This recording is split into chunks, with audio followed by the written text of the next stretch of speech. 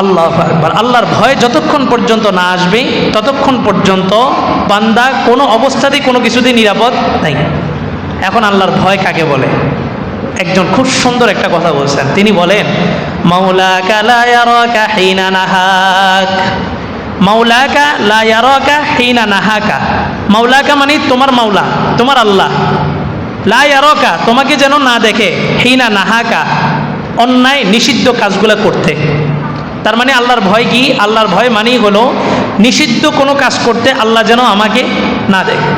বাদশা বলছে সবাই রাতে মুরগি দিস, একটা করে মুরগি, একটা করে চাকু, ছুরি দিয়ে বলছে এটা এমন জায়গায় যায় জবাই করে আসবা যেখানে কেউ যেন না দেখে।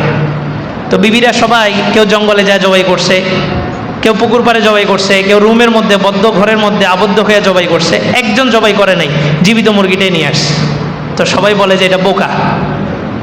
তো তাকে যখন বাদশা জিজ্ঞেস করছে তুমি এটা জবাই করো নাই কেন, বলে যে আমি এমন কোনো জায়গা পাই নাই যেই জায়গায় আল্লাহ আমাকে দেখতেছেন না। তার মানে তার মধ্যে কি আছে? আল্লাহর ভয় আছে।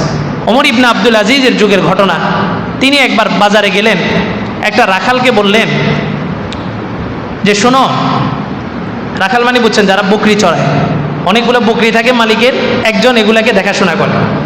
বলে যে শোনো, এখন একটা সফরের ভিতরে আসি, এই বাজারে কেউ নেই, তোমার মালিকও নেই, তুমি একটা ছাগল আমার কাছে বিক্রি করো, বিক্রি করার পরে এই ছাগলটা আমি জবাই করে দুজন মিলে খাবো, তোমাকে কিছু টাকাও দিব, তুমি তোমার মালিককে বললো না। মালিককে যায় বলবা যে একটা ছাগল বাঘে খেয়ে ফেলছে। কে বলতেছে? ওমর ইবনে আব্দুল আজিজ। হযরত ওমর রাদিয়াল্লাহু তাআলা আনহুর নাতি সম্পর্কে, তার খেলাফত আমলের আশ্চর্য কিছু ঘটনা আছে। অনেক বড় আল্লাহর ওলি ছিলেন।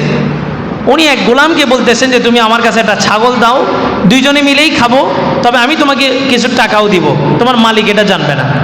ওই গোলাম বলতেছে আইনা আল্লাহ, আমার মালিক দেখতেছে না, মালিক জানবে না, তবে আল্লাহ কি দেখতেছে না?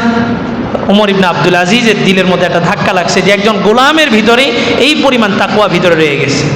তাহলে তাকওয়া কি? মাওলাকা লা ইয়ারাকা হিনা নাহাক, তোমার আল্লাহ তোমাকে আল্লাহর নিষিদ্ধ কাজগুলোর মধ্যে যেন না দেখে, এটাই হচ্ছে তাকওয়া। এই রমজানের রোজা আমাদেরকে এটাই শিক্ষা দিচ্ছে। এই শিক্ষাটা নিয়ে যদি বাকি 11 মাস কাটাতে পারি তো আমরা সফল।